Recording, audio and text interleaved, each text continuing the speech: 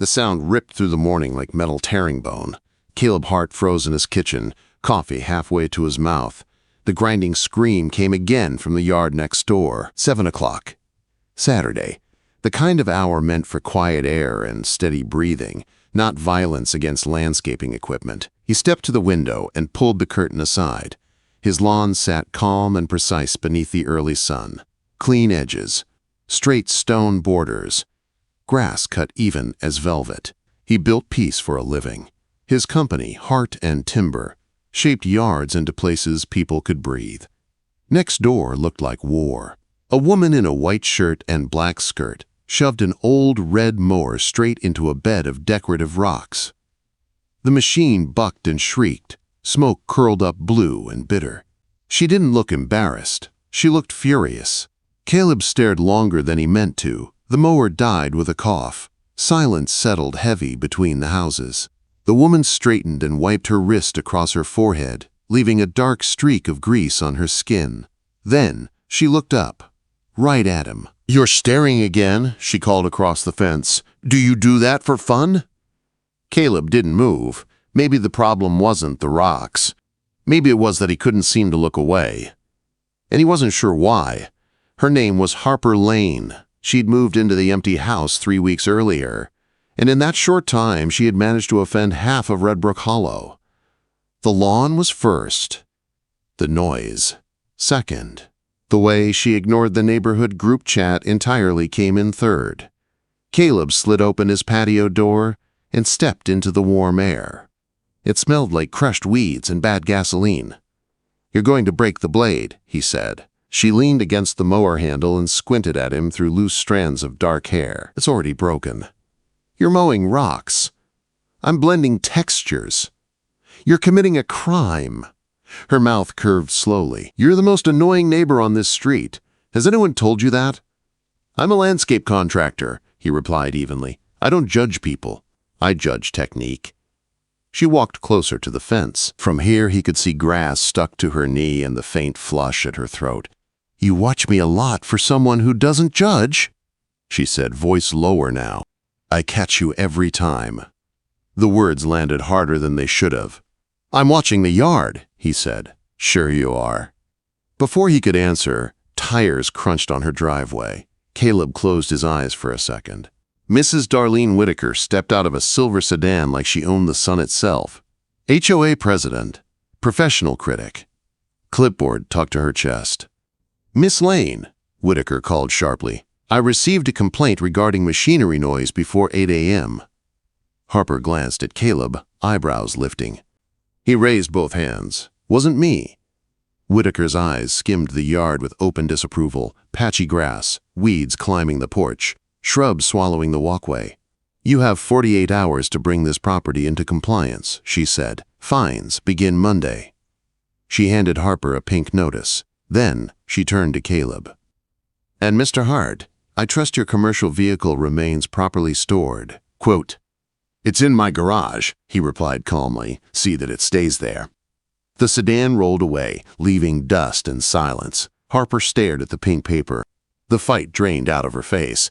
"I can't afford a crew," she said quietly. "I used everything fixing the plumbing. If they find me, I'm done."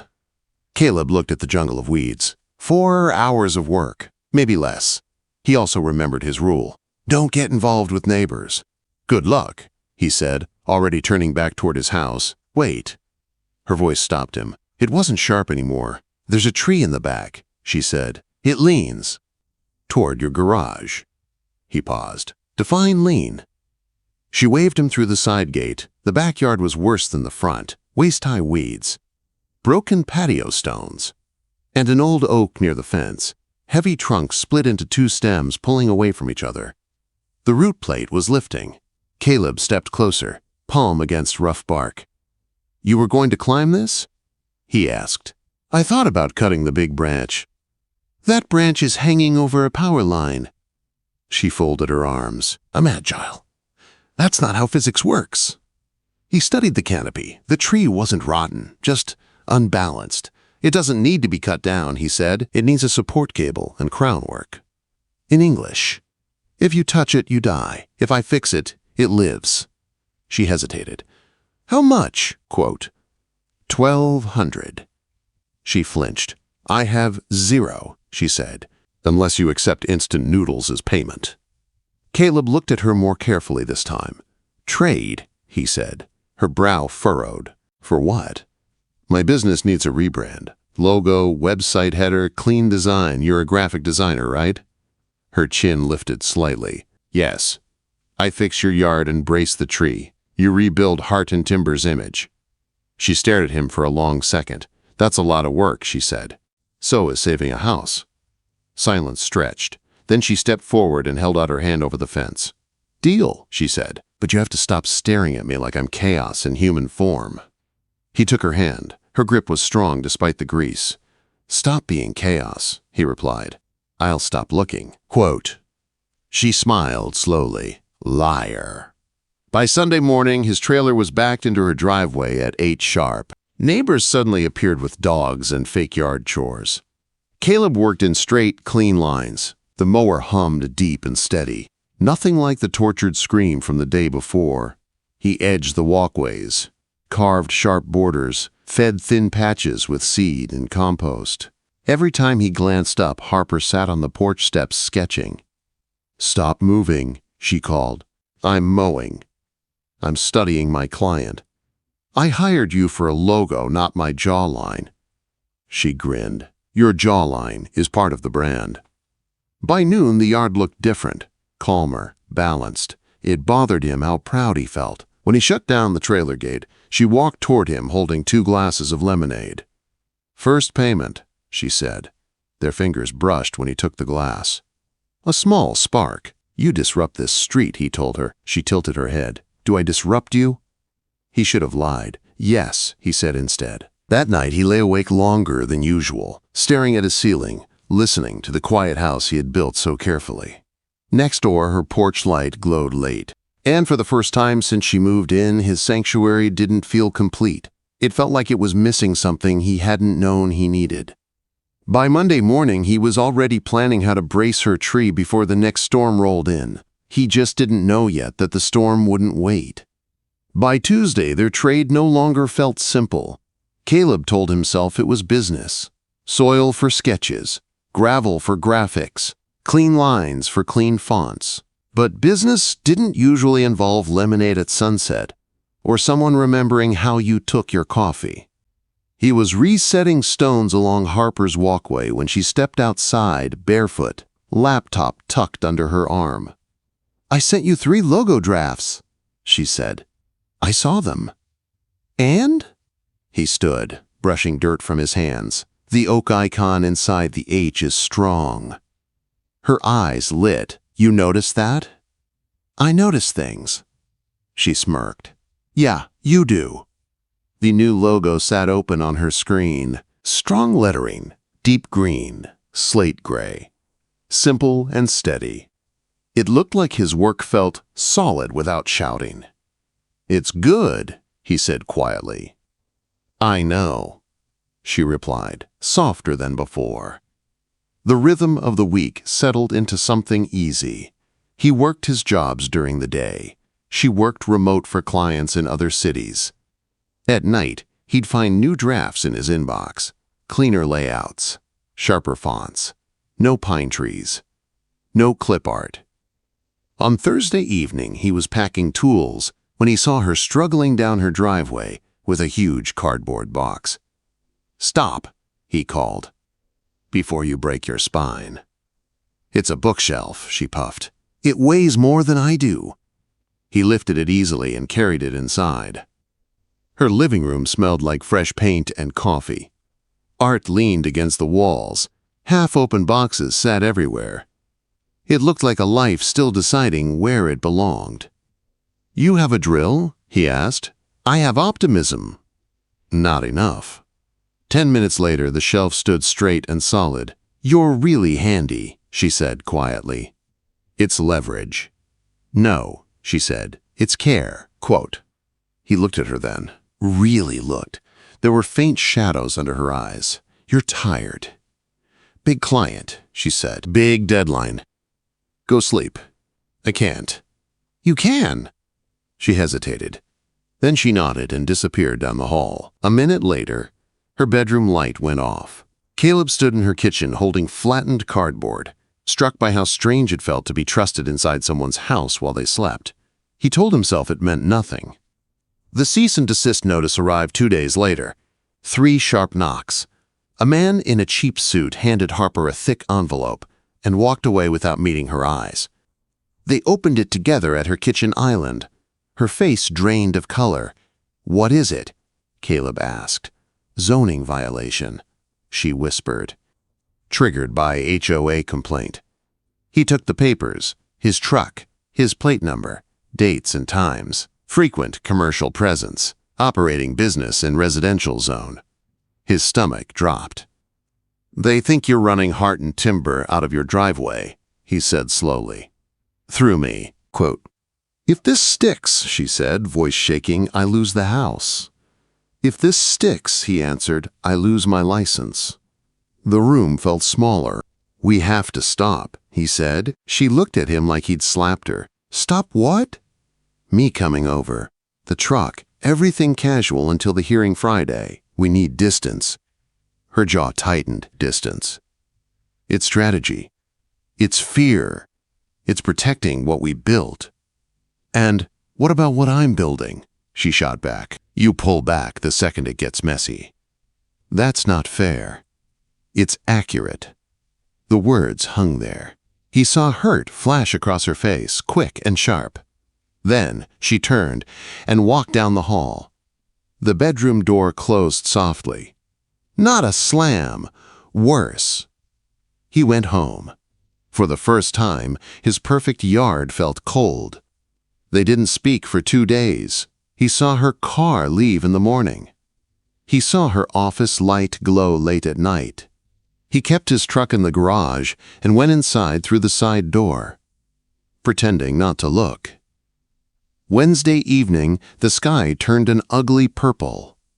A storm warning buzzed on his phone. High winds, possible damage. His eyes drifted to the oak near their fence, the one he'd meant to cable last week. Wind picked up, branches swayed harder than they should. "Hold," he muttered. Thunder cracked overhead so loud it rattled his windows. Rain came sideways, thick and blinding. The streetlights blurred into smeared halos. Then he heard it. Not thunder. Wood failing. A deep, tearing crack. The power snapped out.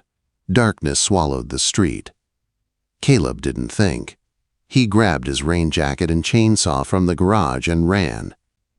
Rain slammed into him like a wall. He vaulted the fence into Harper's yard, boots sinking into mud. He pounded on her back door. "Harper!" The curtain jerked aside. Her pale face appeared in lantern light. She unlocked the door with shaking hands. "Are you okay?" he asked, gripping her shoulders. "Any shocks? Smell anything burning?" "I'm fine," she said. "But the front, something crashed. There's a wire down." "Stay inside," he ordered. "Don't touch anything metal." He ran back out before she could argue. The oak had split. One massive limb lay across her driveway, crushing the hood of her car. The power line sagged across the branches, sparking blue against wet leaves. Access blocked. Live wire. Rain pooled everywhere. He swallowed hard. This was what he did. He made dangerous things less dangerous. He pulled the chainsaw cord. The engine roared. Cut. Drag. Breathe. Cut. Drag. Breathe. Water soaked him through in seconds. Mud pulled at his boots. Sparks hissed inches away. A flashlight beam hit his face. "Mr. Hart!" a voice snapped. Mrs. Whitaker stood on the sidewalk beneath a black umbrella, clipboard still in hand. "This is unauthorized activity!" she shouted over the storm. "You are increasing liability!" He cut the saw and walked toward her slowly, rain streaming down his face. "There is a live primary line in this yard," he said evenly. "I warned you about this tree in April. I have the emails." She stiffened. If you take one more photo instead of calling the utility company, he continued, I'll file a negligence claim against this board. Wind whipped her hair loose. For a second, she had nothing to say. Then she turned and marched back toward her house. Caleb went back to work. By the time the utility crew arrived, his arms were shaking from effort and cold. The linemen killed the power. Firefighters cleared the wire. Nice access path, one of them said. Most folks make it worse. I like my neighbors alive, Caleb replied. When the trucks left, the street sat dark and dripping. Harper stood in her doorway holding a lantern. Golden light framed her face. You're soaked, she said. You're not, he answered. He stepped inside. The house smelled like lemon cleaner and fear slowly fading. He checked the attic, the gas line, the ceilings, everything solid. When he finished, they stood in the narrow hallway between kitchen and bedroom. You almost stayed home, she said quietly. Yeah, but you didn't. I heard the tree, he said, and I couldn't ignore it. She stepped closer, close enough that he could feel her warmth even through his damp shirt. I was mad at you, she admitted. When you pulled back, I was scared, he said. I protect things when they're at risk. Sometimes that means stepping away. She studied his scraped knuckles. You ran toward me tonight. Real danger is easier, he said. It's honest. Her fingers brushed his wrist. Friday, she whispered. They'll try to make this about your truck again. Then we make it about the tree, he said. About safety, about facts. She nodded. For the first time since the notice arrived, they felt aligned again. She slid her hand into his. No hesitation. You're freezing, she murmured. You're warm. The lantern hummed softly beside them. Outside, rain slowed to a steady drip. Inside, something shifted. He looked down at her, at the woman who kicked dead mowers and refused to quit. This is bad timing, he said quietly. She shook her head. It's the only honest timing we've had. He leaned in slowly. She met him halfway. The kiss wasn't gentle at first. It was relief. It was leftover fear. It was the quiet truth neither of them had wanted to name. When they finally pulled apart, her forehead rested against his chest. You stayin'? She asked softly. He could still leave, blame the storm, blame the chaos. Instead, he said, yeah. Because some things weren't meant to be braced from a distance. And for the first time, he didn't want distance at all. The Red Brook Hollow Community Center always smelled like old carpet and burnt coffee. By 6:30 Friday evening, every folding chair was filled. Neighbors who claimed they hated drama now sat shoulder to shoulder, pretending they were only there for the cookies on the back table. The HOA board sat at the front behind plastic tables. Name cards, bottled water. Mrs. Whitaker in the center, posture straight as a ruler. Caleb and Harper took seats in the second row. Whispers floated around them. His truck. Zoning. She's new. Harper sat very still, hands folded over a slim file. No bright lipstick, no sharp jewelry, just a simple black dress and steady eyes. You okay? Caleb murmured. No, she said honestly, but I'm ready. The meeting dragged through budget updates and pool repairs, complaints about teenagers near the mailbox cluster. Then Whitaker cleared her throat. Next item, she said crisply. Zoning compliance and vehicle violations regarding Lot 18 and Lot 19. Mr. Hart, Miss Lane, please step forward. They stood. Caleb felt his pulse pick up, but his steps stayed steady. Whitaker adjusted her glasses. Repeated instances of a commercial landscaping vehicle parked at a residential property outside service hours, she read. Photographic evidence suggests business operations being conducted from a private home. She looked up, satisfied. We take community standards seriously. Caleb set his folder on the table. Before we discuss my truck, he said calmly, we're going to discuss your tree. A murmur rippled through the room. That is not on the agenda, Julian Mercer, the vice chair, snapped. Safety is, Caleb replied. It's printed at the top of your own page. He turned slightly so the room could see him. In April, I emailed this board about the oak on the easement near Lot 16. I documented root lift and a heavy limb over a primary power line. Quote, he handed copies to the quieter board members first. You replied that the board would review it. He continued, looking directly at Whitaker. Nothing was done. The room grew still. Wednesday night, that limb failed, he said. It brought down a live line and blocked my neighbor's only exit. That wasn't inconvenience. That was danger. One board member leaned closer to the photos. Whitaker's jaw tightened. This is irrelevant.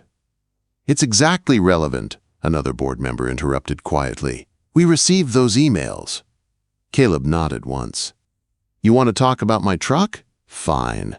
I run a licensed company. Insurance and registration are in that folder. A single commercial vehicle under state weight limits is allowed in a driveway. He slid the city clarification across the table, highlighted. He added evenly. Harper stepped forward beside him. My business license, she said clearly. Registered graphic designer. Remote work. Allowed under city home occupation rules.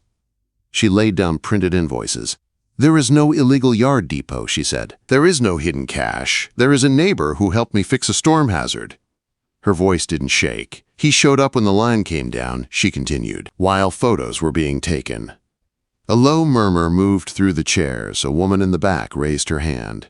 He helped tarp my porch last winter, she said. Didn't charge me.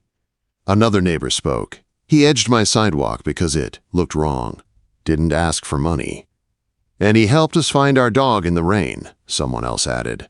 The tone in the room shifted. It no longer felt like a trial. It felt like testimony. Whitaker tried again. Regardless of sentiment, rules are rules.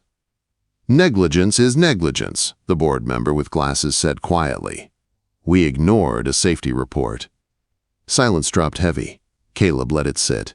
Then he said, calm and steady, if this escalates, I'll file a formal complaint with the board's insurer. You were warned about that tree. Whitaker's face flushed pink. I move that we withdraw the zoning complaint against Miss Lane and the vehicle violation against Mr. Hart, the quiet board member said. I second, another replied quickly. All in favor? Hands rose around the table. Whitaker's did not. Motion carries, the vice chair muttered. Whitaker tapped her gavel harder than necessary. Complaints withdrawn. Harper didn't smile. She simply met Whitaker's gaze. We prefer safety over silence, she said softly. Then she turned and walked out beside Caleb. Outside, the air smelled like damp grass and something freshly washed clean. Well, Harper exhaled, that was loud. You were steady, Caleb said. You were terrifying, she replied. You have a tree voice. My tree voice? The one where you say, root plate, like a threat. He almost laughed. Neighbors trickled past them, talking about anything but what just happened. Harper stopped under a street lamp. You didn't have to put your name on that threat, she said. You could have walked away. Yeah, he said, I could have. Why didn't you? He looked at her. Not as the woman who mowed rocks at sunrise. Not as chaos, as the woman who stood steady in front of a room full of people who wanted her small. Because I'm tired of watching things fall when I know how to brace them, he said quietly. And because you're not just a yard next door anymore. Her eyes shone in the yellow light. You still think I'm your most annoying neighbor? She asked. Yes. Her mouth dropped open in mock offense. You're loud, he continued. You mow rocks. You forget to eat when you're stressed. You leave boxes in the rain. She crossed her arms. Wow. Romance. But, he said, stepping closer, you also put coffee next to my blueprints before I burn out. You draw my trees better than any camera. And you were right. About what? I stare too much. Her breath caught. Yeah? She whispered. Yeah, he said. I keep looking your way. Even when I try not to. The space between them hummed like that fallen power line. Dangerous only if you pretended it wasn't there. Everyone's watching, she murmured. Let them.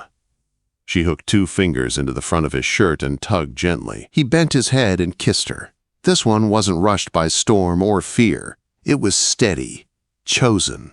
When they pulled apart, she rested her forehead against his chest. "Your place or mine?" she asked softly. "Mine has better trees," he said. "Mine has better coffee." "Trade?" "Trade." Weeks passed. The city removed the damaged oak. New saplings were planted along the easement, spaced correctly this time. Caleb helped design the plan. The board didn't argue. His truck no longer felt like something to hide. Some mornings there were 2 mugs on his porch step. Black for him, sweet for her. Some nights his truck stayed parked between their houses. Not guilty, not secret, just home. One evening she stepped through his side gate wearing an oversized hoodie that used to be his. "You got mail," she said, holding an envelope. "It's addressed to me." "Yes," she said, "but it arrived at my place first. Mrs. Whitaker is still dramatic." He opened it. License renewal approved. No violations. He exhaled. "All clear," he said. Her shoulders dropped in relief. "Good," she replied. "I need heart and timber around. I have a very demanding backyard." "Your yard or you?" "Both." He slid an arm around her waist. "We did this backwards," she said into his chest. "Most people flirt first, fight later. Soother HOA never." "We're efficient." She leaned back to look at him. "You still staring?" "Yeah." She smiled slowly. "Good," she said. He followed her inside, the scent of dinner drifting through the kitchen. The storm was long gone. The wires were fixed. The street had moved on to someone else's curtains. But his eyes? They stayed exactly where they wanted to be, on the woman who once called him annoying. And was right. If you believe stories still matter, go ahead and hit subscribe. Stories Beyond the Porch. Drop a comment telling me where you're watching from. I love seeing how far these stories travel.